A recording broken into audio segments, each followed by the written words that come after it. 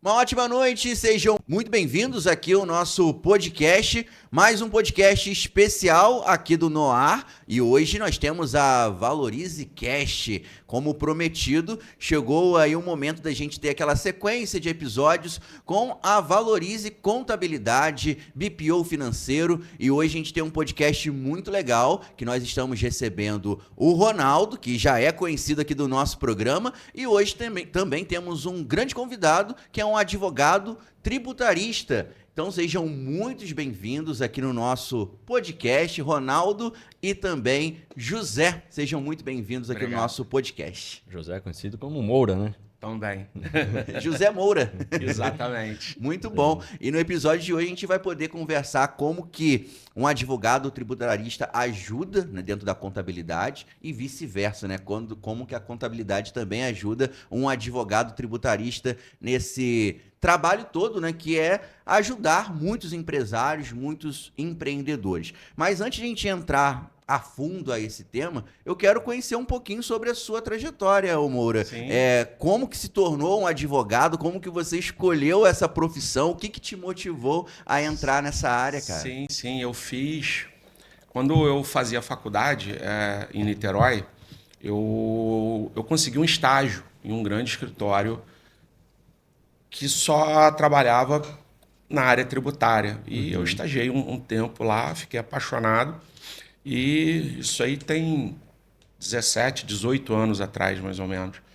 E a partir daí eu comecei a me aprofundar, a estudar. E quando eu me formei, tenho já 16 anos aí de formado, né? Comecei a me especializar e nessa trajetória eu já estou somando aí 3 pós-graduações em tributário, somente tributário. Fiz 2 na PUC de Minas, uma com foco teórico, outra com foco mais prático.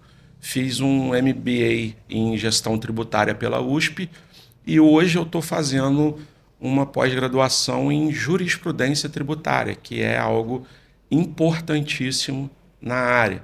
Você poder entender o que os tribunais superiores falam nas decisões, o motivo pelo qual eles chegaram em determinada conclusão, né, que é a decisão judicial, é de extrema relevância para a gente poder aplicar no dia a dia dos nossos clientes, né? Essa é a única pós-graduação que tem no país hoje sobre jurisprudência tributária.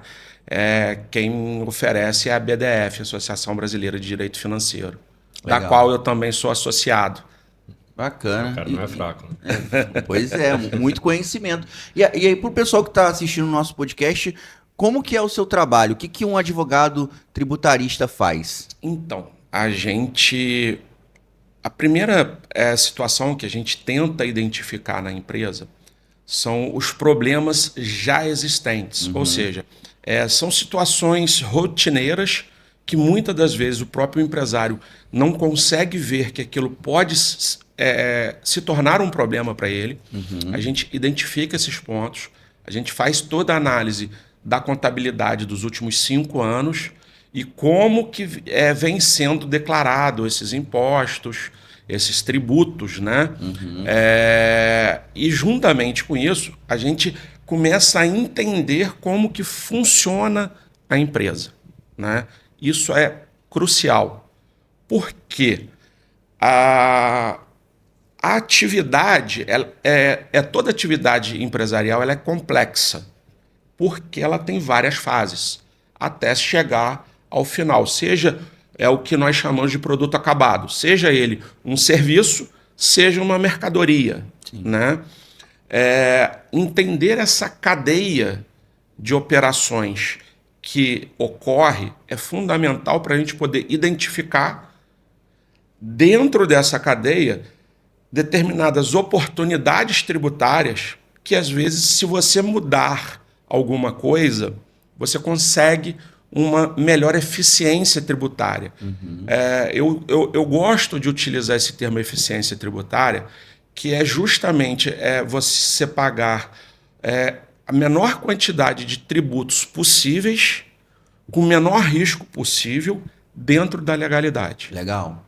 Entende? Então, quando a gente faz essa análise, e é uma análise extremamente complexa, hoje a gente tem diversos softwares que nos ajudam lá no escritório a fazer esse tipo de análise, né?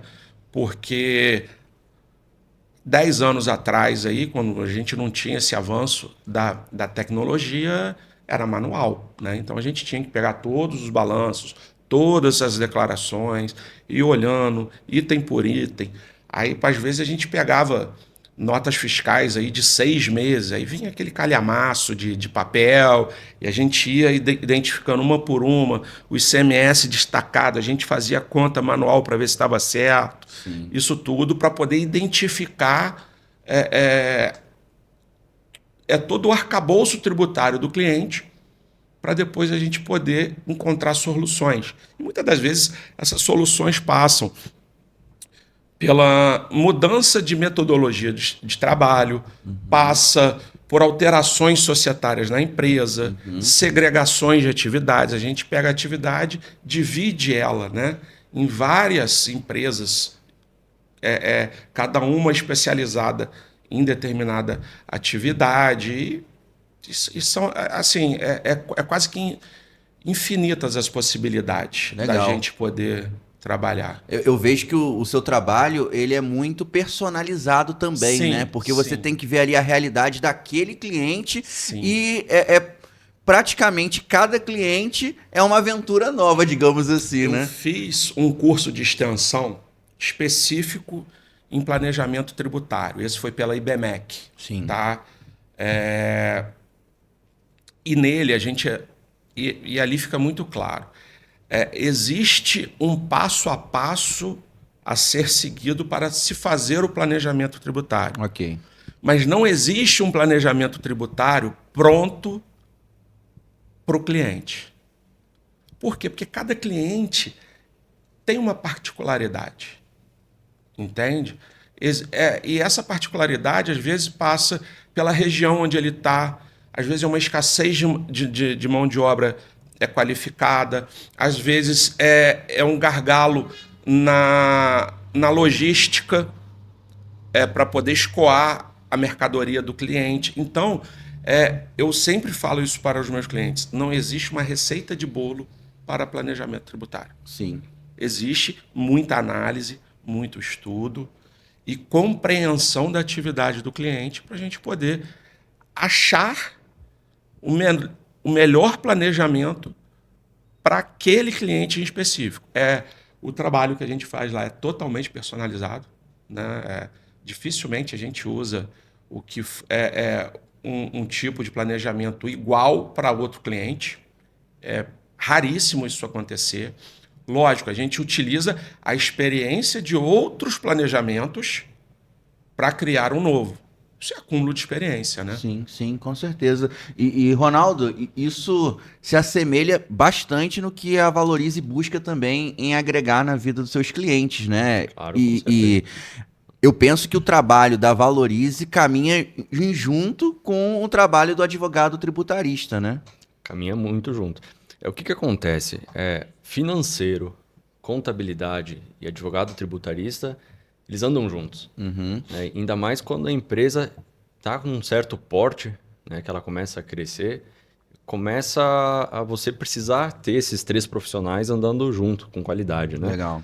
Por exemplo, lá no escritório, né, seja pelo BPO ou seja aí pela contabilidade, o pessoal costuma chegar com algumas dores. Por exemplo, eu tenho um certo patrimônio e eu quero proteger esse patrimônio. E aí entra no mundo, né, da análise tributarista, que entra um advogado e vai olhar que tipo de patrimônio tem, né, como que vamos proteger esse patrimônio. Vai ser no Brasil, não vai ser no Brasil, vai ser em várias empresas, como é que vai ser essa estrutura. Sim. Então ele chega com a dor. A dor geralmente é semelhante, né? Ou sim, é proteção, né, patrimonial, ou então ele tem muito passivos e ele quer se proteger de algo que possa acontecer na empresa, ou até mesmo alguém que está chegando já, não está com uma certa idade, quer fazer uma sucessão. Né? Qual que é a melhor forma de fazer a sucessão do meu patrimônio? Então, esse é recordista. Pessoas que querem pagar menos imposto. Né? Esse é clássico. Né? Quem não quer, né? Quem não quer. Né? Então, mas só que tem formas. E tem muita gente hoje que paga mais impostos do que deveria. Sim. Né? Dentro da legalidade. Né? Então, pelo simples fato de desconhecer. Né? Então, eu sou um caso também. Quando eu conheci o Moura, né, a contabilidade fez junto com o Moura, é um trabalho que eu contei aqui em outro episódio aqui do podcast, que uma empresa economizou praticamente 50 mil reais por mês, dentro da legalidade, fazendo a mudança, o ajuste aí, que dura até hoje. Que legal. Né? Então aí entrou o Moura e já olhou para todas as empresas, já montou toda a estrutura, a questão de holding, patrimônio, tu bota aqui, empresas tu bota aqui, esse aqui tem que ser do lucro real, esse é lucro presumido, isso. Então tem que olhar o todo. Legal. Né? E por isso que não dá para olhar, pegar uma receita pronta e aplicar para todos os clientes. Né? Sim, exatamente. E o meu trabalho, ele depende de uma boa contabilidade. Porque eu trabalho com informação. Sem essa informação, eu não consigo entregar para o meu cliente um planejamento bem feito. Então, não só o bom relacionamento entre o escritório de advocacia e o escritório de contabilidade, isso é fundamental, mas também a qualidade da informação que vem.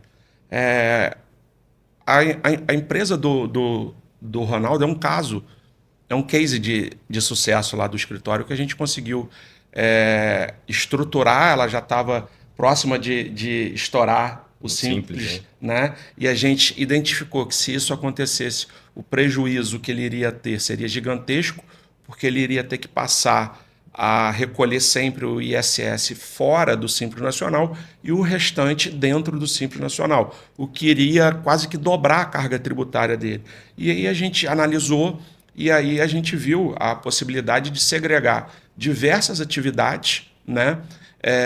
Com isso, ele conseguiu essa eficiência tributária, ele passou a pagar bem menos do que ele já pagava no Simples e ganhou mercado. Com essa segregação de empresas, hoje ele tem clientes que antes ele não tinha, porque ele não tinha identificado a possibilidade de retirar um setor da empresa dele e fazer uma empresa nova, para essa empresa nova prestar serviços para outras empresas e para a empresa dele. Então, você ganha aí no faturamento, você aumenta o seu fluxo de caixa e você reduz a sua carga tributária. A empresa do Ronaldo é um case de sucesso que a gente tem lá, que foi muito, muito interessante. Mas ainda, eu sempre falo, ainda está em construção, isso nunca para. Sim. Né? A gente está fazendo isso 3, 4 anos, mais ou menos, né? E todo dia existem novas situações que a gente identifica, porque conforme saem novas decisões no âmbito tributário, né, essas decisões dos tribunais superiores, a gente entende como que funciona essa decisão e aí a gente busca dentro da nossa cartela de cliente as oportunidades para cada cliente de acordo com essas decisões para a gente poder aplicar com o intuito de buscar essa eficiência tributária. A gente está em curso na empresa dele uma alteração que vai gerar uma economia substancial de PIS e COFINS, por exemplo. Entendeu? Você vê que o planejamento ele nunca para. Sim. Né? Porque a empresa é um organismo vivo. Sim. Então ela está sujeita a alterações. Né? E a jurisprudência tributária ela é diária. Todo dia saem decisões. Por exemplo, hoje lá no escritório a gente inclusive, já está sendo feito lá para a empresa do Ronaldo também, as empresas do lucro presumido, no final do ano saiu uma legislação onde aumentou em 10% a presunção do lucro, né, das empresas que tenham um faturamento X, né, ali 5 milhões ano, o que for acima disso, ou 1.250.000 a cada trimestre. Aí vai ter um acréscimo na presunção de lucro. Né? Então, por exemplo, se é uma empresa do comércio, ela tem ali a presunção de lucro de 8% e ela faturou mais de 1.250.000 no trimestre, essa presunção passa para 8,8. Então, nós enxergamos a oportunidade de afastar esse aumento dessa presunção por meio de mandado de segurança. Mas como isso é feito? Aí que está o diferencial. Eu não posso colocar a empresa dele em risco. Aí a gente faz o quê? Durante o mandado de segurança, ao invés dele pagar isso diretamente para a Receita Federal, a gente deposita isso em juízo. Ele vai estar pagando da mesma forma. Só que, se amanhã, num futuro que é incerto, se nós obtivermos êxito na ação, isso volta como um caixa para a empresa. Ele não vai precisar esperar o trâmite de um precatório, de uma requisição de pequeno valor, né? Isso já entra como um caixa para a empresa dele. E se amanhã, porventura, a justiça venha a entender que é devido a esse aumento mesmo, o tributo já está pago. Você não tem uma surpresa de, ao final do processo, você ter uma conta gigante para pagar. São detalhes que um mero empresário não tem condições de saber. Não, de forma alguma, né? Então, imagina, então, você tem que acabar abraçando um advogado. Ser amigo de um advogado, né? Pra ir Chega aqui mais perto, né? Fica aqui bem pertinho, Moura. Mas é interessante isso que você trouxe, Moura, que é algo como que o Ronaldo disse. Nós que somos empreendedores, empresários, não vivemos isso na nossa realidade do dia a dia. Então, eu, por exemplo, não fazia ideia que existia essas situações que você trouxe agora. E acredito que 99% aí dos empresários passam pela mesma situação de talvez estar precisando de um advogado tributarista e ele nem sabe que está precisando de um advogado tributarista. Isso é muito comum. Para a gente entender, existe alguns sinais dentro da empresa que o empresário, o empreendedor, ele precisa ficar atento, que ele possa te procurar, que ele precise procurar o Ronaldo ali com a Valorize para poder entender como que está a saúde financeira da empresa dele? Eu sempre falo o seguinte, existem alguns sinais, são sutis, né? Mas a premissa é o quê? Se você pensa em empreender, sempre consulta, né? Porque existe uma cultura no Brasil de só procurar a contabilidade. Mas o contador ele tem um limite legal. Já o advogado tributário, muitas das vezes a gente questiona o que está na lei. Então, sempre que você for empreender, é importante para você poder criar bases sólidas para o seu ramo de atividade, né, para o seu empreendimento, para a sua empresa. É importantíssimo, desde o início, você ter uma orientação. Por quê? Eu sempre falo, o empresário ele tem que estar preocupado no objeto principal da empresa dele. Se a sua empresa é produção de conteúdo, você tem que se preocupar em produzir conteúdo. O restante, você não tem a expertise para isso. E isso não é nenhum demérito, porque cada um estuda para uma área, né? Por exemplo, se você me perguntar alguma coisa de medicina, eu não vou saber. Se você dentro do direito, se você me perguntar coisas sobre direito do trabalho, direito criminal, eu não vou saber. Não estudei para isso. Eu estudei para a área tributária. Né? Então, é importantíssimo o empresário ter essa ciência. Né? Porque hoje em dia ele tenta acumular todas as funções. É verdade. Muito comum. Esse é o primeiro sinal de que você realmente precisa de auxílio. Para você concentrar os esforços, a ideia que o esforço mental é de onde vem o lucro, né? Sim. É importante. Focar no que importa. Exato. Sim. Esse é o primeiro sinal. Um outro parâmetro seria você colocar ali o número do seu faturamento e o número de toda a tributação que você paga e ver qual a porcentagem que isso representa. Se você estiver achando que isso já está muito alto, é um outro sinal. E tem um outro muito simples, que é o quê? Quando você começa, o empresário ele começa a faturar ali entre 200, 250 mil mês, acende uma luz alerta, porque geralmente esse empresário está no Simples Nacional. É uma faixa que é para esse alerta ser aceso, porque ele pode estar começando a pagar mais tributos do que deveria. Por quê? Pelo regime tributário. Porque muitas das vezes a gente consegue otimizar essa tributação em outro regime tributário. Isso é muito comum acontecer, né? Existem diversos sinais. Se você já não está mais conseguindo fazer o pagamento do tributo corrente, né, do mês, é um sinal máximo aí de que você realmente precisa, porque alguma coisa está errada na sua empresa. Excelente, excelente. Pegando esse gancho que o Moura trouxe sobre o empresário que faz tudo sozinho e ele tá crescendo, a empresa dele tá faturando mais, tá tendo tá ficando mais encorpado o negócio.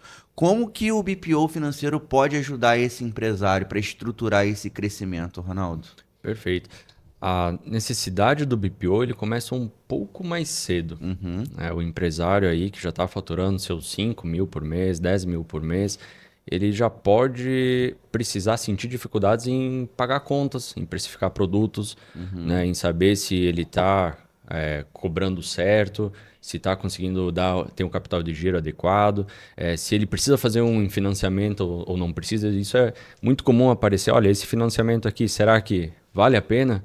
Porque a gente não recebeu educação financeira, né, nas escolas. Então, o empresário abre empresa hoje e acha que é só começar a vender. Sim. Mas calcular o tributo para saber se você vai conseguir pagar as contas, né? O cálculo, hoje você contrata um funcionário, na minha empresa, você vai contratar um funcionário lá por R$1.000, R$2.000 por mês. Né? Cara, ele não vai te custar esses 2.000. Né? Ele vai te custar aí R$2.500, R$3.000, dependendo... Na minha empresa, a cada 10 mil eu gasto 17 e o funcionário recebe 7. Né? Então, quem que fica com essa maior fatia aí entre o 7 e o 17? O governo leva. É o sócio ingrato. E cada vez está maior, né? Tá. E aí chega um certo ponto, né, que a gente pensa, poxa, como é que a gente pode afastar um pouquinho esse sócio aí, né? E aí entra a análise tributária. E o BPO, ele vai apontar esses sinais. Olha, aqui tu está precisando ir para um caminho, buscar mais profissionais para completar aqui o time. Né? Tanto o BPO quanto a contabilidade, porque acaba nascendo aí. Né? Mas para mim, Moura, chega ali clientes que bate um certo medo, né? Um certo medo de opa, eu tenho um certo patrimônio, eu tô com medo. Cara, se tu tá com medo já é um sinal também de procurar ajuda. Sem dúvida. Né? Sem Poxa, dúvida. vamos ver se Sem dúvida. eu vou deixar esse dinheiro aqui parado ou o que eu faço com esse dinheiro. Né? Porque existem formas também de você jogar esse dinheiro para fora do país. Porque tu elimina até o risco Brasil. Então, que tipo de risco eu quero eliminar? Então, aí cabe muito uma análise junto aí tendo um financeiro adequado, uma contabilidade adequada. O advogado tributarista consegue fazer toda essa análise com qualidade e apontar o melhor caminho. Sem dúvida. E existem diversos mecanismos. Hoje está muito comum, está muito popular a holding. Né? Todo mundo hoje ouve falar, quem é empresário hoje já ouviu falar em algum momento da holding. Né? Só que, muitas das vezes, as holdings ela pode não ser a solução para aquele determinado caso. Tá? E aí eu volto lá naquela minha fala inicial. Não existe receita de bolo. Né?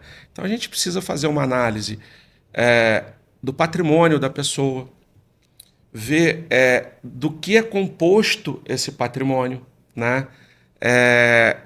Esse patrimônio ele é mais dinheiro, ele é mais imóvel, ele tem valores mobiliários, que seriam ações. Como ele é composto? E a partir disso a gente começa a tratar a traçar a estratégia para poder proteger esse patrimônio. E aí fica um alerta, né? Porque é muito comum a gente rolando a tela do celular isso aparecer frequentemente para a gente. Né? E muito cuidado quando as pessoas falam em blindagem patrimonial. Sim. Eu não posso ser Isso não existe, né? irresponsável de usar essa palavra. Isso não existe. Tá? Existe sim uma proteção e em cada caso existem níveis de proteção que a gente aplica para que o cliente fique mais seguro. Certo. Porque existem meios jurídicos de se ultrapassar essas barreiras. Mas a questão é o quê? É preparar para que essa barreira, que são essas holdings, elas fiquem estruturadas de tal forma e com tal nível de legalidade que fique difícil ela ser ultrapassada. Certo? Porque assim, a gente não pode iludir o empresário. Falar, não, faz isso que você vai ficar blindado. A vida do empresário é uma vida que você vai escolhendo qual é o tamanho do risco. Eu quero diminuir o meu risco aqui. Exato. Mas tu não blinda. Interessante. É como contratar um funcionário. Poxa, qualquer funcionário que você contrata pode dar uma dor de cabeça, né? Então, Sem dúvida. você minimiza risco como? Né? Então, vou contratar um RH para fazer um processo seletivo melhor e tudo mais. Então, existe várias formas aí de você minimizar o risco do empresário, né? O risco tributarista, e ainda mais aqui no Brasil, que é uma Sim. loucura, né? Todos os dias aí tem alguma novidade aí para o empresário. A gente brinca, eu faço parte de alguns grupos de estudo tributário, né? A gente brinca que no Brasil até o passado é incerto. Né? Porque a gente vem vivendo nos últimos anos uma insegurança jurídica no âmbito tributário muito grande, principalmente por conta das cortes superiores que vêm alterando entendimentos que já estavam consolidados há décadas, mas resolvem mudar de maneiras não muito ortodoxas. Né? Mas existe hoje uma grande insegurança jurídica por conta do ativismo judicial. E isso eu estou me referindo às altas cortes. Né? E isso gera para a gente aqui uma insegurança muito grande. Então, mais do que nunca, é importantíssimo a gente mensurar esses riscos e já se preparar para uma possível mudança futura. Sim. Né? Tem que se antecipar praticamente, Exato. né? Você utilizou a palavra-chave de um planejamento tributário. É a antecipação. Não se faz um planejamento tributário, um planejamento sucessório, um planejamento de proteção patrimonial. Depois do problema. Depois do problema. A questão é a antecipação. O planejamento tributário ele tem que ser feito antes do que tecnicamente nós chamamos de fato gerador, que é aquele fato comum no dia a dia que faz gerar a cobrança do imposto. Né? Então, é necessário que tudo seja feito antes disso, por uma questão legal. Porque se você fizer depois, você está sonegando. Se você fizer antes, você está mudando a forma da tributação. Essa que é a grande diferença que todo mundo ouve falar em elisão e elusão fiscal. É isso, é o momento em que você é feito. Sim, e legal a gente também trazer esse assunto, né? Porque quando a gente fala de dinheiro, quando fala de proteção de patrimônio, quando a gente fala sobre essa questão de antecipação de possíveis problemas futuros, a gente entra num tema que é muito caro, digamos assim, para muitos empreendedores, que é a questão da confusão do dinheiro. O que é dinheiro de empresa e o que é meu dinheiro pessoal. E o quanto que a gente consegue organizar e quão é importante essa organização de separar o que realmente é o dinheiro da tua empresa e o seu dinheiro pessoal, tanto para a questão de prestação de impostos, né, declaração de imposto, porque eu penso que o seu CPF vai prestar ali um tipo de declaração de imposto, mas o seu CNPJ é outro. Mas tem gente que confunde isso tudo, aí não sabe, né? Quanto que a empresa faturou, quanto que é meu Prolabore, nem sei se tem o Prolabore, eu pego o que sobra. Isso é uma realidade que vocês pegam muito? É muito. Imagina o seguinte, Thiago, se você me passasse a conta do seu banco E cada vez que eu visse que tem um certo dinheiro ali, eu tô precisando de um dinheirinho. Vou lá pegar R$ 500, pego R$ 100, pego 200. Você iria conseguir organizar a sua empresa, fazer a sua empresa crescer? Ia ser muito difícil, né? Então, a ideia de separar a conta é para evitar uma confusão patrimonial, né? Depois o Moro até pode explicar aí um pouco mais a nível das leis, mas você tem duas pessoas, uma pessoa física, que tem o seu dinheiro, a sua gestão, e tem uma pessoa jurídica, que tem uma vida própria e separada da pessoa física, né? Então, o que acontece com muita frequência é o empresário misturar tudo. É pagar a conta de um com a conta do outro, né? E onde tem dinheiro, vou usar esse dinheiro aqui da empresa para pagar algo pessoal, para pagar um churrasquinho aqui. Isso acontece demais. Então, esse é, inclusive, o primeiro trabalho que a gente faz no BPO. A empresa que chega para nós, aí a gente, vamos separar isso aqui, isso é conta pessoal, isso é conta da empresa. A partir de agora, você, empresário, vai ter um salário. Né? Porque empresário também tem salários, né? Então, a gente organiza, passa muito conhecimento, né? E a gente acredita que passar conhecimento para o empresário é o caminho fundamental. Até, Moura, puxando um assunto para depois aí, a gente está agora querendo ensinar os empresários a ter uma DRE gerencial dentro da empresa. Isso é importantíssimo. Porque quase ninguém tem e o quanto isso ajuda. Ele não consegue enxergar a não realidade consegue enxergar. da empresa dele. Exato.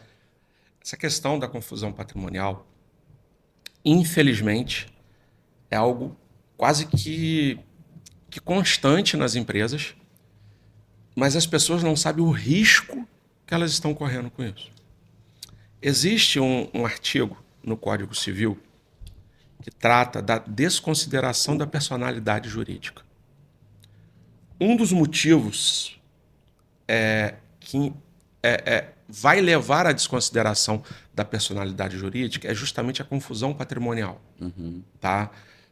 Daí a importância de você separar a parte financeira da pessoa física para a pessoa jurídica. Vamos supor que você tenha um débito fiscal, eles vão te cobrar na justiça, né? A fazenda federal, estadual ou municipal, e eles pedem ao juiz, eles não estão conseguindo lograr êxito em satisfazer o crédito pela pessoa jurídica, eles pedem a quebra do sigilo bancário e veem essa confusão patrimonial, certo? Eles imediatamente vão pedir a desconsideração da personalidade jurídica e vão passar a atingir os seus bens pessoais. Então isso é uma premissa que todo empresário tem que ter. Não pode confundir. O que é da empresa é da empresa. O que é do empresário é do empresário. Porque não é o fato do empresário ser dono das cotas sociais da empresa faz dele dono do dinheiro da empresa. Você precisa separar. Ele vai ser o recebedor do lucro da empresa. Mas o dinheiro da empresa é da empresa. Porque a empresa assume responsabilidades em nome da empresa. Quando a gente pega na Receita Federal, por exemplo, quem que é o sujeito passivo, né? Aquele que é o devedor, quando você faz via empresa? É o CNPJ ou é o CPF? O CNPJ. Existe um responsável por esse CNPJ. Sim. Mas quem tem a responsabilidade de fazer o pagamento do imposto, da contribuição, da taxa, é a empresa. Se você mistura o patrimônio de um com o outro, você está misturando o CPF com o CNPJ. Sim. E aí o CNPJ passa a ser responsável. E é tudo que a gente quer evitar, é isso. Porque aí geram inúmeros problemas que, às vezes, você tem um patrimônio que você juntou a vida inteira e, por um erro básico, simples, você está colocando todo esse patrimônio em risco. Então, só para eu entender, e a audiência também, pode acontecer de você ter um problema X ali na empresa e o seu patrimônio pessoal, aquilo que está no seu CPF, ter que arcar com esses problemas que aconteceu no CNPJ. Por causa da confusão patrimonial. E que fica assim, muito claro, isso não é só no setor tributário, Tá. é em qualquer setor. Seja uma dívida com banco, uma dívida com funcionário, enfim, as mais diversas, uma dívida de aluguel. Questão de pensão alimentícia também. Se você tiver a confusão patrimonial, Engloba tudo. um vai responder pelo outro. Não é só para os tributos. Sim. Isso é uma premissa de maneira Para geral. tudo. Para tudo. Interessante. Tamanho o risco que é. Interessante. As pessoas não sabem disso, né, Ronaldo? Não sabem, não sabem. E eu fico impressionado, viu? Pelo menos o que chega para nós, assim, ó, eu chutaria aqui que 9 em cada 10 empresários Não fazem sabe. confusão patrimonial. Sim. Mas isso tem jeito, dá para ajustar. Mas começa pela mentalidade, o conhecimento, mudança de mentalidade do empresário, porque o empresário tem que entender que a empresa é sua, mas o dinheiro da empresa não é seu.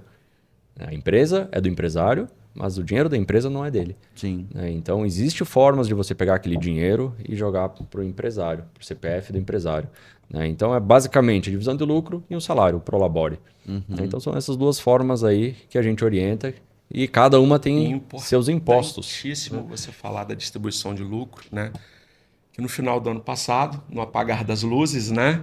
A gente foi surpreendido com Fomos uma... taxados. Né? Todos os empresários, né? Eles foram surpreendidos com uma legislação que passou a tributar o lucro e dividendo. E eu sempre falo, o lucro e dividendo ele sempre foi tributado. Porque para você chegar no seu lucro líquido, a quantidade de imposto que você já pagou, né? Mas agora eles resolveram tributar essa transferência da pessoa jurídica para a pessoa física. E a gente já elaborou diversos planejamentos tributários lá no escritório, né, para que o empresário não venha a pagar essa distribuição de lucro, né? Infelizmente, a gente não consegue colocar esse planejamento para empresas do Simples. Já vou chegar nesse assunto do Simples Nacional e a distribuição de lucro da empresa do Simples Nacional. Mas eu estou falando agora especificamente de empresas que estão no lucro presumido e no lucro real. Existem mecanismos que a gente usa para que, quando você venha a fazer essa distribuição de lucro, não seja tributado. Tá? No Simples Nacional acontece o quê? E aí é uma particularidade que as pessoas precisam saber disso. A legislação que trouxe a tributação do lucro e dividendo, ela tem uma ordem hierárquica. Toda legislação ela tem que obedecer uma ordem hierárquica. Você tem a Constituição, a lei complementar e a lei ordinária. Certo?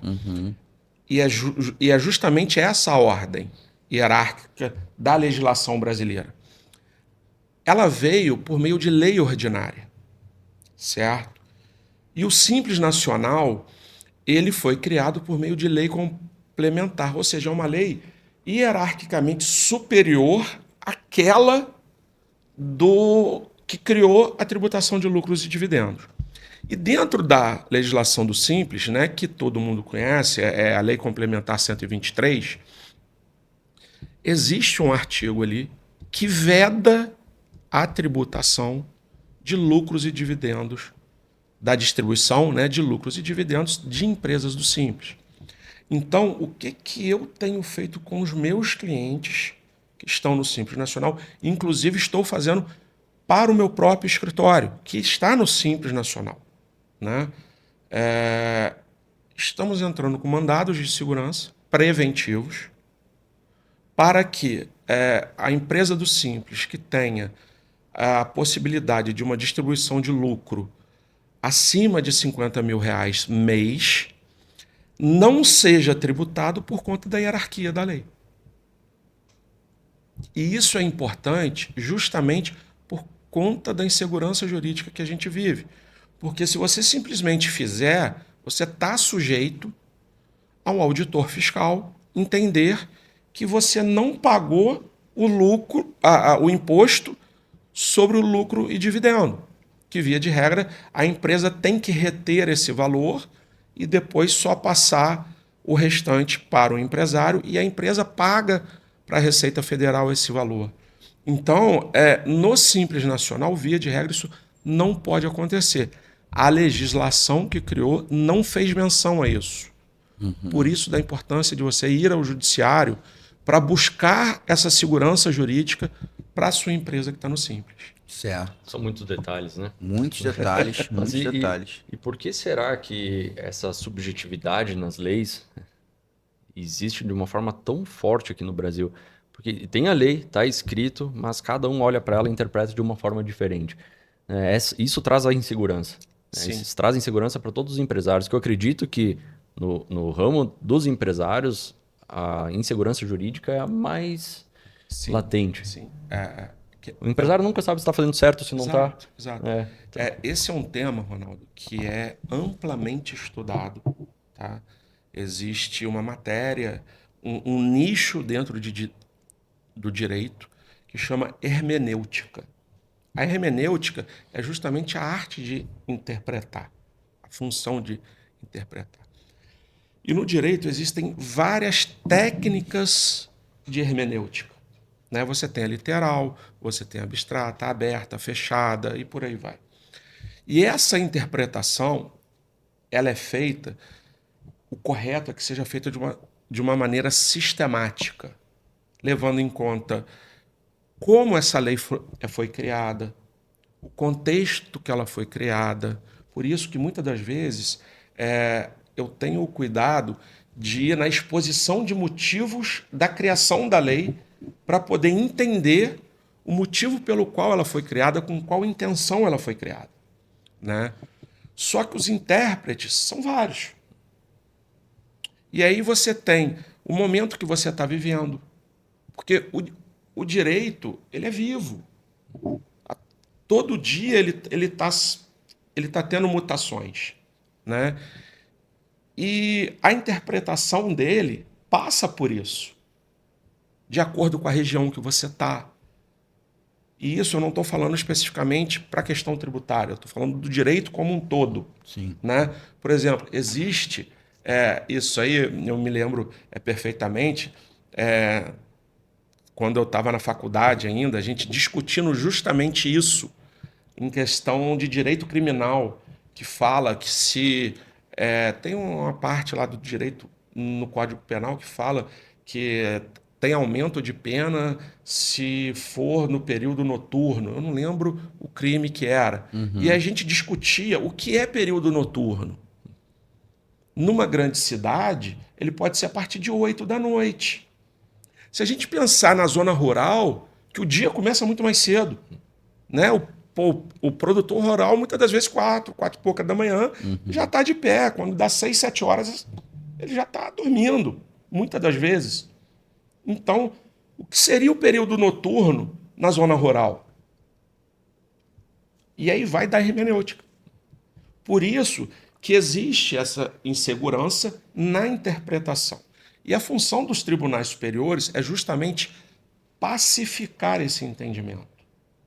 Por isso que hoje existem mecanismos de julgamentos, que são os recursos repetitivos, as teses firmadas em sede de repercussão geral, que dá uma estabilizada em determinados temas. Mas isso, até isso acontecer, leva um determinado tempo. Né?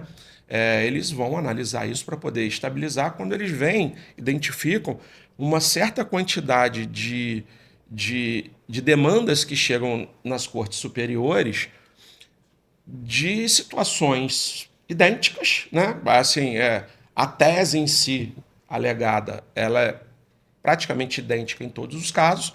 Eles reúnem, viram e falam, não, esse aqui vai ter que ter repercussão geral porque é um tema muito recorrente aqui, vamos estabilizar esse entendimento, que aí o judiciário em si fica vinculado, ele é obrigado a seguir aquele tema, né? E aí você consegue uma pacificação dessa jurisprudência. Só que isso leva um tempo, até porque é necessário esse tempo para que a interpretação e as teses estejam efetivamente maduras para elas serem estabilizadas, né? Porque existem argumentos fortíssimos de ambos os lados. Então, esses argumentos eles precisam ser apurados E isso precisa de tempo. Não tem jeito. Precisa de tempo. Não adianta uma tese ser criada hoje e amanhã ela já ser pacificada. Se isso for feito, a possibilidade dessa pacificação vir a ser revisitada é muito grande. Então você precisa de um certo lapso temporal para você poder amadurecer o tema para ele poder ser pacificado. Certo. Para cobrança de impostos, o governo é rápido, né? Bastante. Corre, né? Bastante. Não, e eu acredito que isso é um problema pro empresário brasileiro e um problema também para empresas estrangeiras também se colocarem no país, né? E trazer investimento para o país. Porque se nós que somos brasileiros temos dificuldade quanto a isso, imagina uma empresa estrangeira vindo para o nosso país, que muitas vezes tem ali no país sede dela uma questão tributária muito mais simples, e aí chega no Brasil é uma questão muito complexa. São dois fatores que as empresas estrangeiras se assustam e muitas das vezes a gente tem dificuldade de explicar. É a complexidade do setor tributário e a insegurança e também o excesso de formalidade e de complexidade também da relação trabalhista. Tá? Essas duas áreas é extremamente complicado da gente explicar para o investidor estrangeiro, né? O tributário ele vai ser um pouco melhorado com a reforma tributária, tá? Sem sombra de dúvida, a reforma tributária ela vai simplificar e muito o nosso setor tributário do Brasil, porque hoje, com a utilização do crédito amplo na reforma tributária e a determinação legal de que o imposto ele vai ser sempre por fora, o que isso quer dizer? Você não vai ter imposto na base do próprio imposto, que hoje acontece, né? Vai trazer uma clareza para o contribuinte. Você efetivamente vai conseguir ver o que você paga de imposto de uma forma mais precisa. De forma mais transparente. Exato. Né? Mas não quer dizer que isso será sinônimo de diminuição de carga tributária, tá? O que vai melhorar são as obrigações acessórias, que é o termo técnico que a gente usa. A obrigação principal é o pagar imposto. As acessórias é tudo que permeia para você chegar no pagamento do imposto. É a declaração que você faz, é a emissão de nota fiscal. Então, isso tudo vai ser um pouco simplificado. Num primeiro momento, pode até parecer só uma falta de burocratização, mas isso significa uma economia financeira para a empresa. Essa redução das obrigações acessórias, essa simplificação.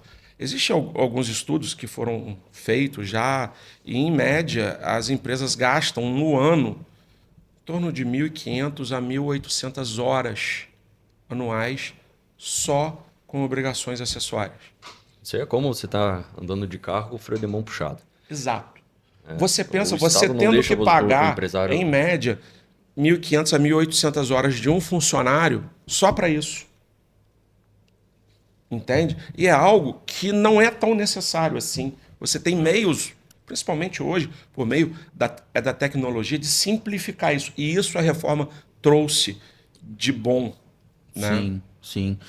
E falando sobre a reforma tributária, Ronaldo, o que a gente pode entender sobre o impacto dessa reforma na questão de precificação, de margem?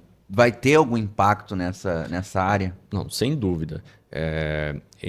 muda a forma de cobrança. E eu vou fazer um complemento até com o que o Moura estava falando sobre a questão de imposto. O quanto mais claro ficar para todo mundo quanto imposto a gente paga, fica mais fácil de calcular, fica mais fácil de precificar. Sim. Se você viajar lá para os Estados Unidos, por exemplo, e for comprar alguma coisa, você vê na vitrine o preço de algo. Né? Esse é o preço sem imposto, o que vai estar lá na vitrine. Então vai estar lá, custa $100, é sem imposto. O imposto vem depois. Né? Quando você vai pagar, vai ter o 7,5% lá adicionado. Então vai estar 107,50.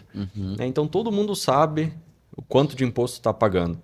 É como se fosse apartado. Aqui no Brasil, você vê na vitrine algo para comprar, vai estar lá R$ 100 reais e é R$ 100 que tu vai pagar. Tu não sabe quanto de imposto está embutido aí. Sim. Então, parece algo simples, mas trazer essa clareza para o empresário, ele vai precificar melhor. Né? E aí, você estava comentando aí sobre a dificuldade de empresas de fora vir para o Brasil. Pensa uma empresa, um caso bem crítico que a gente tem aqui no Brasil, das companhias aéreas. Mais de 90% de todos os processos envolvendo companhias aéreas, né, usuários que queriam voar alguma coisa, sofreram algum problema e processam as companhias aéreas. 90% dos processos no mundo está aqui no Brasil. Sim. E como é que uma empresa de fora vai olhar para o Brasil? Vou investir aqui, vou abrir uma empresa de companhia aérea no O Brasil. risco é muito grande. O risco é enorme. Isso que a gente chama de risco Brasil. Então, Esse é um dos pilares. É o risco Brasil. Então, esse é só um exemplo. Né? Aí, a companhia aérea vai ter que contratar muitos funcionários. E aí ele começa a olhar para as regras da CLT. Pô, não pode isso, não pode aquilo. Eu vou contratar um funcionário por R$ 10 mil, vai me custar 17. Né? Mas o funcionário vai receber 7. Né? Então, poxa, daí que empresário que vai ter vontade? Terceiro. Tem um 13º. Existe. Enquanto lá Nos Estados Unidos, eu vou te contratar, a gente senta, olha, como que vai ser o trabalho? Tu vai ganhar tanto por hora, vai trabalhar de tal horário, faz o contratinho, assina aqui, eu assino, tá feito. E aqui a CLT te amarra demais. Então, é impossível. O empresário brasileiro tem que ser muito bom para dar certo. Vou trazer uma curiosidade, é da seara trabalhista, né? Mas às vezes a gente precisa conhecer algumas coisas. Vocês sabem o porquê existe o 13º no Brasil? Você sabe? Você tem noção do motivo pelo qual isso existe? Você sabe? Completar os dias, né? Exato. Quando a gente pega no mundo, geralmente o funcionário é pago por semana. Certo. Se você pegar o número de semanas que existem no ano e fizer uma conta matemática ali, dividindo pelos meses e tal, enfim, sobram 4 semanas. Que é justamente alguns meses que a gente tem 5 semanas. Então, esse mês que o funcionário tem 5 semanas, né, o funcionário ele recebe por 4. Mas tem que viver 5. Exato. Mas tem que trabalhar os 5. Então, foi um ajuste feito, e isso é pago no final do ano, que é o 13º. São essas 4 semanas que sobram, que são remuneradas pelo 13º. É como se ele estivesse recebendo por semana. Sim, só que é vendido para o trabalhador como se fosse algo assim, praticamente um benefício que ele está recebendo.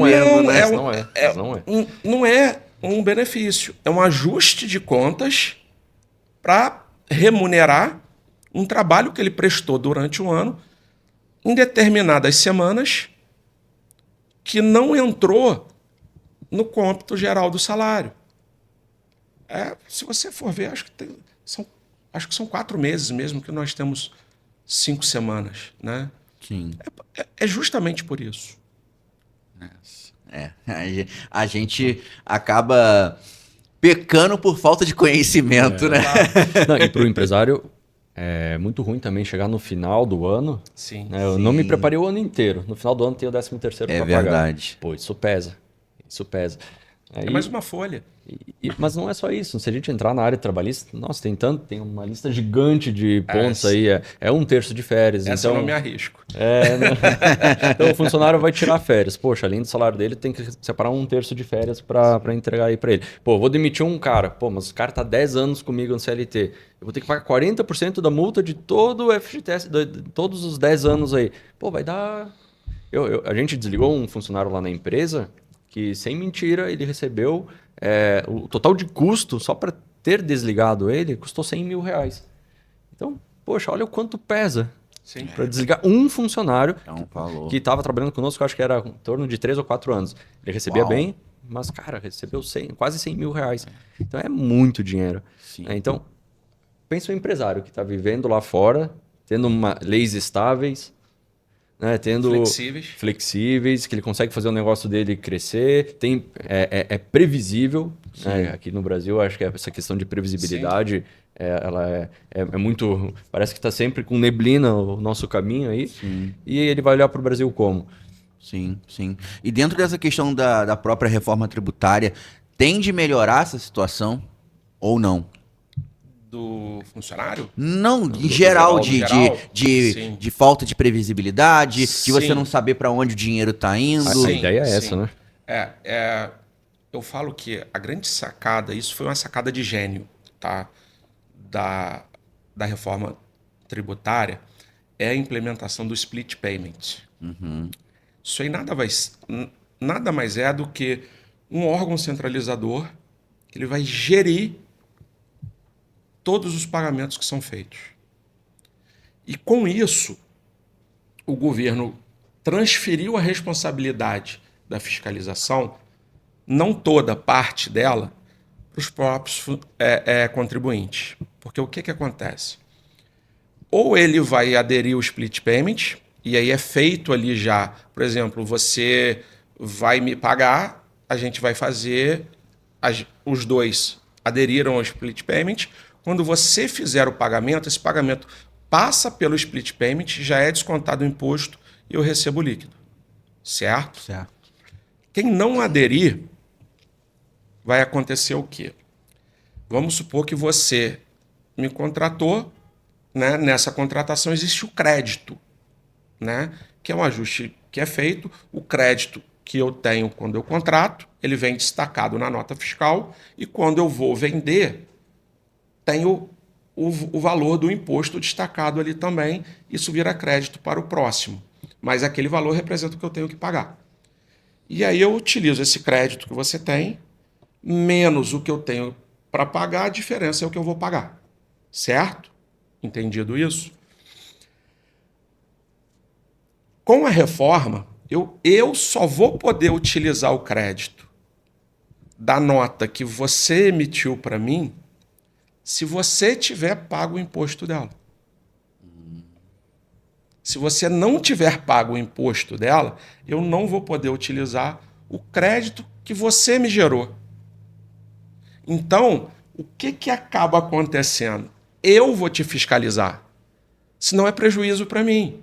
Então, quem não aderiu ao split payment vai ter que fiscalizar os seus próprios fornecedores para saber se eles pagaram para eles poderem utilizar o crédito na hora de fazer a declaração deles. Isso foi uma ideia genial que a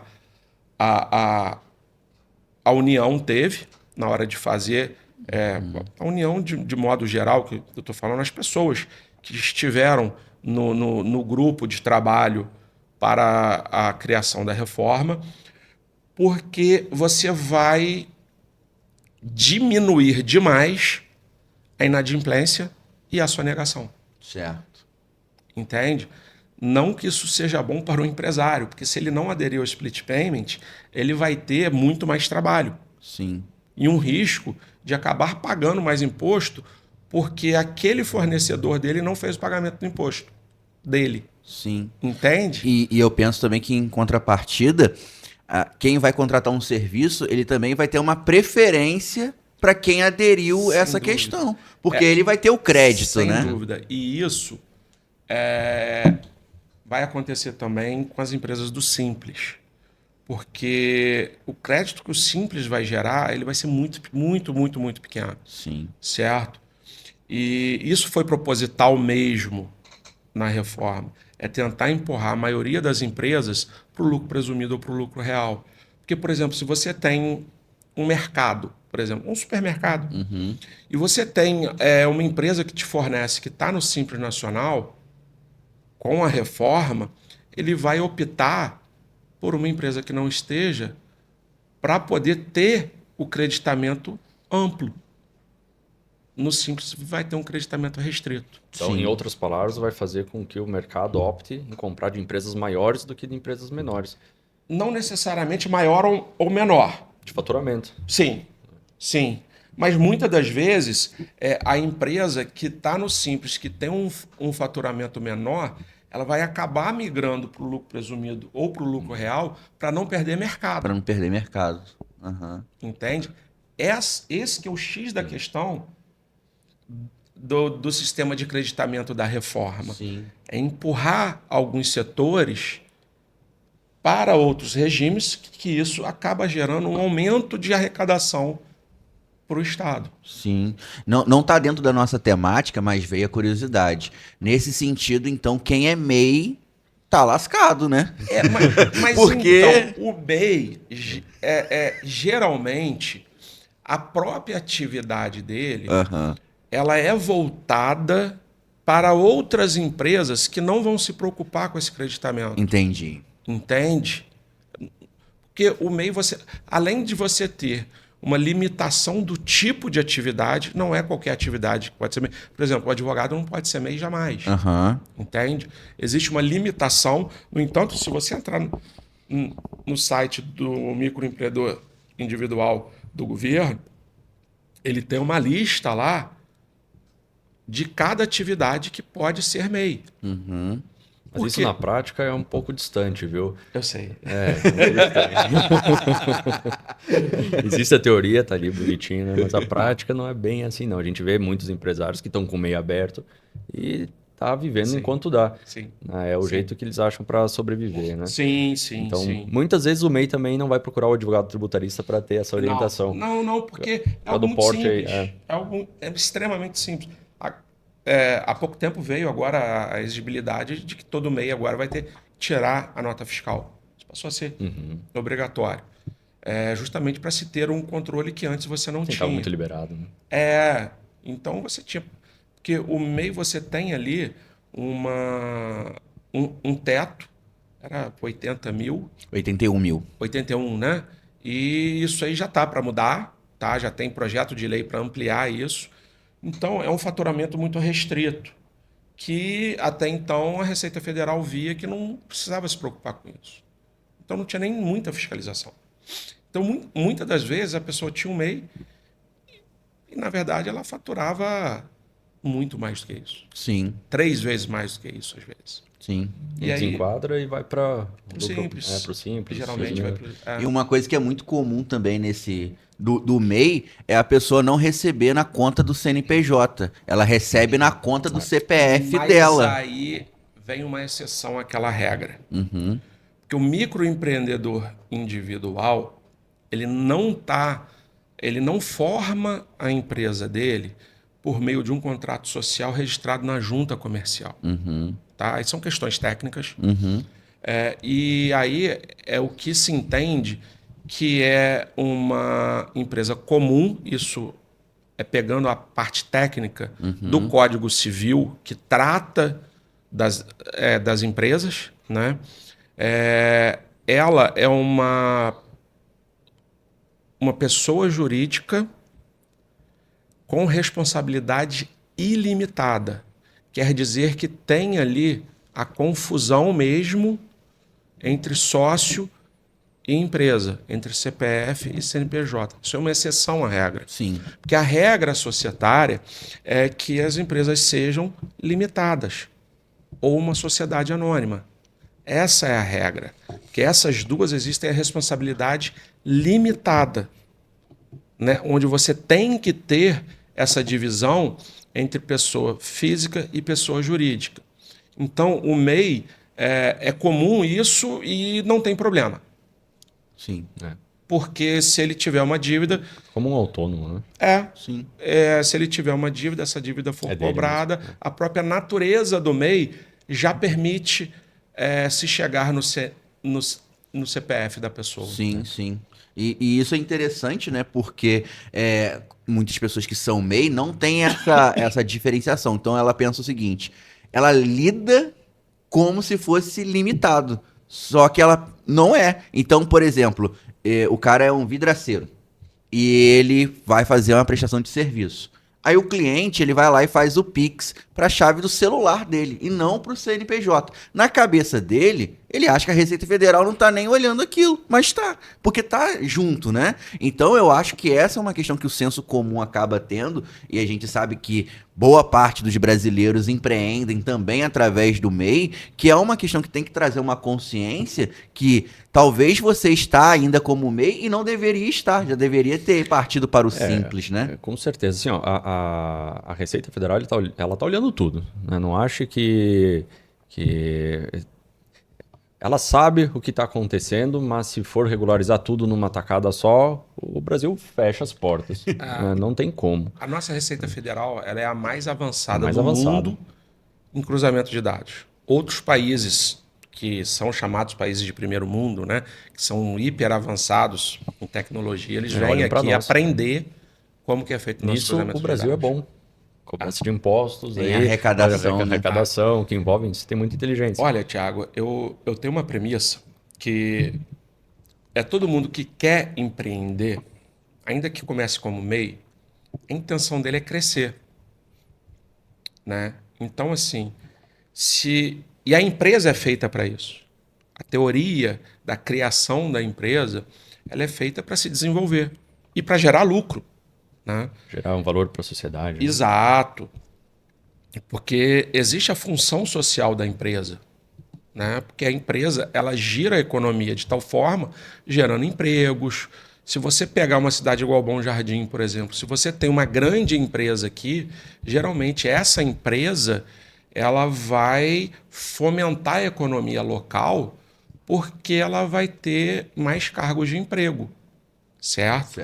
Então, a pessoa que começa a empreender mesmo no MEI, ela precisa ter essa mentalidade de crescimento e saber que mais cedo ou mais tarde ela precisa se estruturar para crescer. Ora, por que não já não se estruturar desde o início? É muito mais fácil. Porque se você deixar para se estruturar lá na frente, o trabalho e a dificuldade é muito maior. Sim. E se você vem desde o início, isso já está ali, na sua rotina. Vai precisar só fazer pequenos ajustes, que a gente chama correção de rota, né? Para a empresa poder deslanchar. Então, o MEI ele não deixa de ser ele é uma opção muito boa, né? Porque ele regulariza alguns serviços, a pessoa ganha um CNPJ e consegue prestar serviços aí de até 8 mil e pouco por mês. Né? Mas é algo que, pensa se você quer começar uma empresa agora, mas não tem dinheiro, uma estrutura para abrir uma empresa no Simples, que exige um contador, que MEI não precisa de contador, exige tem algumas exigências quando tu vai abrir o Simples adicionais comparado ao MEI. Né? Aí você passa desse faturamento, começa pelo MEI, passa do faturamento, geralmente aí você vai para o Simples. Aí no Simples você vai pagar imposto em cima da nota fiscal emitida.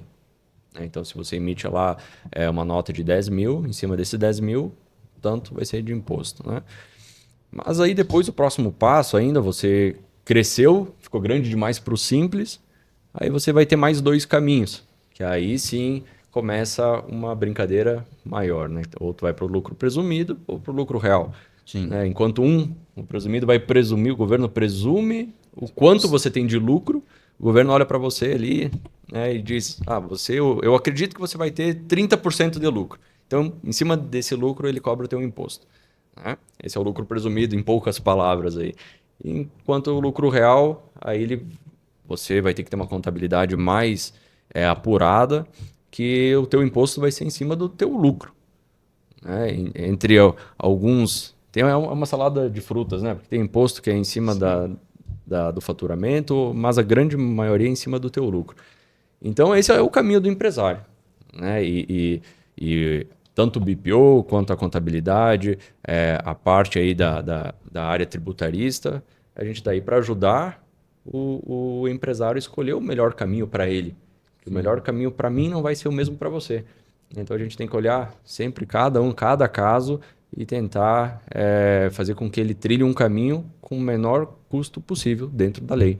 né? No meu caso, por exemplo, eu comecei a empresa no Simples e chegou um momento que eu estava pagando muito imposto no Simples, que valeu a pena eu mudar o regime tributário, no meu caso foi para o lucro real, que isso, só o fato de mudar esse regime tributário, eu acabei pagando menos imposto no mês, né? Isso é feito com base em cálculos, a gente faz estudos aí para saber para onde a gente deve levar o empresário. Então, em termos bastante simples para o empresário entender, existem diversas formas, diversos caminhos que você consegue ir andando dentro da legalidade. Tudo começa ali pelo MEI, né? Tem muitos serviços, muitos trabalhos que o MEI é possível começar pelo MEI. Alguns não podem, alguns têm que ir direto para o Simples, né? Mas é uma excelente porta de entrada. Sim. Sem imposto, né? O imposto é zero, né? Sim. E para ficar bem claro, o que aconteceu com a empresa do Ronaldo é uma exceção, tá? Porque o que acontece? Lá no escritório, eu sempre oriento as empresas passarem pelo menos do simples para o lucro presumido durante um ano antes de ir para o lucro real. Porque existe uma adaptação nos procedimentos internos da empresa. Muda muito. No momento em que a gente optou por passar já para o lucro real, essa opção ela partiu até lá do escritório, foi porque a gente identificou que a estrutura da empresa dele já tinha todo o procedimento interno necessário para o lucro real. Então ele não iria ter o grande impacto de organização interna. Porque a gente precisa ter em mente que o lucro real ele leva em consideração a despesa que você tem. Já o lucro presumido não. Então, como a empresa dele já tinha uma organização em relação à despesa, a gente precisou fazer alguns ajustes, certo? E aí ele já estava apto a ir direto para o lucro real. E eu não... Inicialmente, eu não gosto muito de migrar a empresa direto, a não ser em casos assim, direto para o lucro real, porque eu já vi empresas quase que quebrarem por conta disso. Porque se você não tiver um controle muito grande, muito preciso das despesas, a sua carga tributária aumenta absurdamente. Então, eu geralmente oriento o empresário a ir para o lucro presumido e ali, efetivamente, a gente faz um treinamento com ele, né? Olha, agora você vai precisar passar a fazer determinadas coisas que você não fazia antes, né? Para depois mudá-lo para o lucro real. Então, pro pequeno empresário aí, até não tão pequeno, né? Mas quem está faturando aí os seus 200 mil, né? Ou esteja pagando aí 10% de imposto no mês sobre a nota fiscal, é o alerta, é o sinal amarelo. Opa, vamos olhar para outros regimes, o que eu posso fazer para mudar aqui. Eu acho que esse é o início para se preparar para o futuro. Até lá, o Simples costuma atender bem. Não é em todos os casos, mas costuma atender muito bem. Até esse faturamento, até em torno de 10% mês aí. Te dou um exemplo claro. Supermercado, né? Existem pessoas que têm mercado e está no Simples. Ela pode estar pagando muito mais imposto porque a margem de lucro líquido de mercado é muito pequena. Verdade. É muito pequena. Ele ganha o lucro na quantidade. Então, muitas das vezes, não tem o porquê ele estar no Simples. Se ele já começar como lucro real, muitas das vezes ele vai pagar muito menos imposto do que se ele estiver no Simples. Sim, sim. Se a gente parar para pensar, né, Moura, o correto mesmo, que faz mais sentido é você ser tributado pelo teu lucro. Sim. Né? Sobrou lucro, ok, vamos ser tributado. Agora, tem um caso de um cliente nosso que olha só como isso quebra a empresa. Né? Ele emitiu uma nota fiscal alta, um valor alto, 300, 400 mil reais, e o cliente dele não pagou. Mas o que aconteceu com ele? Ele teve que pagar o imposto em cima dessa nota. Sim. Então aí tu pega aí 300 mil reais, 15% de imposto, 45 mil que ele teve que desembolsar no mês seguinte. Porque ele está no regime de competência. Tem empresas que ela tem um alto índice de inadimplência, ou tem empresas que têm um determinado lapso de tempo de faturamento, tá? Isso é muito comum em empresas que têm contratos longos com outras empresas, que você faz a emissão da nota fiscal hoje, mas o pagamento é feito dentro de 45, 60 dias. Isso é muito comum. Isso é previsto em contrato. Para empresas assim, eu sempre indico que ela esteja no lucro real, no lucro presumido, e opte pelo... E agora eu me confundi. Não, no lucro real tu consegue jogar lá para frente. No lucro real, você para ir para o regime de caixa. Sim. Que aí ele funciona como? É somente quando entra o valor Você paga que o você imposto. vai gerar a obrigação de pagar imposto. Sim. Agora eu me confundi que um dos dois você não pode estar no regime de caixa. Me deu um branco aqui agora que... As companhias aéreas trabalham dessa forma aí. Você Sim, compra a passagem sim. hoje, mas para viajar Isso daqui é 6 muito meses. comum para as empresas offshore que prestam serviços para as empresas que fazem a exploração de petróleo. É offshore porque mandam os funcionários para as plataformas. Eles fazem o faturamento, mas eles vão recebendo dentro de 60, 90 dias depois que essa nota fiscal é emitida, né? Então, para essas empresas, eu sempre indico o regime de caixa, porque senão ela vai ter que antecipar esse imposto, e isso, às vezes, tem pessoas que viram e falam, não, mas eu vou ter que pagar de qualquer jeito. Sim, mas isso é uma questão de fluxo de caixa. Sim. De organização, né? Exato. Sim. Falando sobre essa questão de faturamento e tudo mais, a gente aprofundando aqui também o nosso podcast, tem empresa que vende muito, fatura muito, mas vive sem dinheiro. O que vocês têm a dizer sobre isso? Por que isso acontece em diversos casos? Poxa, mas eu vendo muito aqui, mas nunca sobra nada, as contas estão no vermelho. Por que isso acontece? Isso acontece bastante. A precificação, né, gestão dos teus custos. Porque pensa o seguinte, às vezes você vende vários produtos, mas tem um produto ou tem vários serviços, mas tem um serviço específico que te dá prejuízo. Só que você não olha, você olha o todo, você não olha isoladamente. De forma individualizada. De forma individual. Então, quanto mais você vende aquele produto, você recebe mais dinheiro, mas mais no prejuízo você vai ficando. Isso acontece muito. E no BPO, quando a gente abre a empresa e passa a olhar nos detalhes, a gente identifica esses casos. A gente começa quebrando aí a empresa por centro de custos, então daqui a pouco tu sabe que tem um determinado departamento que está te dando prejuízo. Quanto mais você vende o serviço daquele departamento, mais no prejuízo você fica. Isso acontece também com questões de impostos, né? Pagando imposto errado. Acontece muito. Sim. Eu tenho um exemplo prático disso, que é o quê? Eu tenho um cliente, ele entrou no escritório meados do ano passado e com algumas situações simples até, né? Lá para o escritório não foi nenhum planejamento que precisou de grandes elaborações e tal, precisou de muita análise, né? Mas esse cliente em específico, ele é um prestador de serviço e volta e meia ele precisava se socorrer a crédito bancário para poder comprar equipamentos por conta de um contrato novo que ele fechou, tá? Porque cada contrato desse exige X equipamentos, maquinário até pesado, né? Retroescavadeira e por aí vai. E muitas das vezes ele precisa se socorrer a crédito bancário para poder fazer essas compras. E aí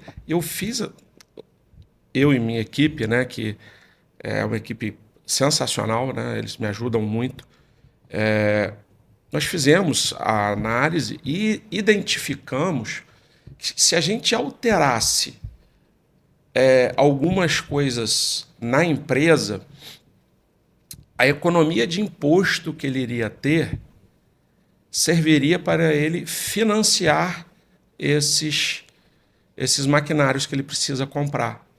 Entende? Ou seja, ele iria acabar com a dependência de crédito bancário, que a gente sabe que é caro. Sim. Né? Então, foi uma solução caseira. Às vezes, a solução está dentro da sua empresa. Basta você aplicar as técnicas corretas que você consegue uma economia tal em imposto que você deixa de precisar de um crédito bancário, de um capital de giro, de um financiamento de um veículo, de um financiamento de equipamento. Basta uma organização. Uma organização, é uma forma de como você enxerga a empresa e como você calcula. Por exemplo, aqui no podcast, qual é o teu custo, não precisa me responder, mas qual é o seu custo mensal? Muitas vezes o empresário não considera, por exemplo, o custo dessa câmera aqui. Pô, essa câmera, você comprou ela vai durar, não sei, 3 anos. 3 anos. Cara, isso aqui tem que estar no teu custo. No momento que você for fazer o teu serviço, precificar o teu serviço. Uma câmera dessa custa R$9.000. Então, 9 mil, 3 anos, 3 mil por ano. É quase R$300 por mês. Sim. Isso aí tem que estar no seu custo.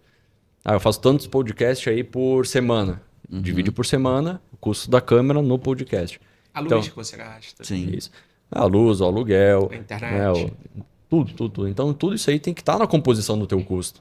Senão, quanto mais você vende, mais você se afunda. Sim. Ainda mais quando você tem equipamentos caros, né, que isso tem que estar diluído no tempo de vida dele. E aí que entra também a DRE gerencial, né, para ajudar o empresário a enxergar isso, que a DRE gerencial traz essa clareza. Quanto que a empresa me custa, quanto ela está sendo eficiente no mês a mês. Isso é uma novidade que a gente vai trazer mais para frente aí. Legal. A gente vai ter outros episódios também com certeza. que vai poder trazer com mais detalhes também. É uns lançamentos também aí da Valorize, né? A gente vai poder conversar sobre isso. E olha, o podcast foi muito legal, pelo menos da minha parte aqui como empreendedor. Muitas dúvidas foram solucionadas, muitas coisas novas. E acredito que quem assistiu o podcast também pode ter identificado ali necessidades. Como que faz para encontrar o serviço de vocês? Como que contrata o serviço de vocês? Ou marca uma reunião? Fala pra gente aí como que pode fazer contato. Certo. O escritório está situado em Nova Friburgo, né? Na Praça Demerval, Barbosa Moreira, número 14, sala 301. Nós temos o site do escritório, que é o mouranetoadvocacia.com.br, e também através do WhatsApp, né? Que é o DDD 22 98161 3641, né? Nosso Instagram está sendo construído ainda. Ok. Legal. Ronaldo? Isso aí, a valorizecontábil.com.br, ali você vai encontrar todas as informações. Mas para quem já é cliente, né, a gente já identifica essas necessidades e já passa aí para o Moura, então dentro de casa aqui a gente já faz esse trâmite. Mas para quem não é cliente ainda, né, uma conversa aí conosco, pode nos chamar, ou até o Thiago depois coloca o link aí. Sim. Do nosso Instagram, tem muitas informações lá, e aí a gente conversa, vamos entendendo aí o que cada caso, se precisa de um BPO, se precisa de contabilidade, se precisamos adicionar aqui, ou chamar o Moura, opa, esse caso aqui está complexo e precisa de uma análise de um advogado tributarista. Então, a gente acaba tendo essas parcerias, né, para ajudar os nossos clientes. Então, cada caso é um caso, a gente vai analisando e dando o melhor caminho. Excelente, muito bom, e que a gente consiga trazer cada vez mais informação, que eu acho que é o que todo empreendedor precisa, né? Todo empresário precisa de informação. Muitas vezes, como já foi falado aqui algumas vezes durante esse episódio, o empreendedor, o empresário erra por falta de conhecimento. E trazendo esse conhecimento, a gente consegue ter ali uma vida um pouco menos difícil, né? Pro empresário, que é, como o Ronaldo disse, empreender no Brasil é desafiador. E uma vez eu escutei que quem consegue ter sucesso no Brasil, tem sucesso em qualquer lugar do mundo. Sem dúvida.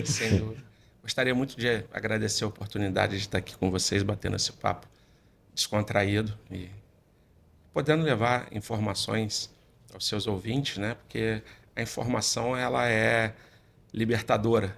Você começa a entender coisas que você não entendia e isso vem para facilitar a sua vida, né? Então, queria agradecer muito a oportunidade de poder compartilhar Esses pequenos conhecimentos que eu vim adquirindo aí durante a vida.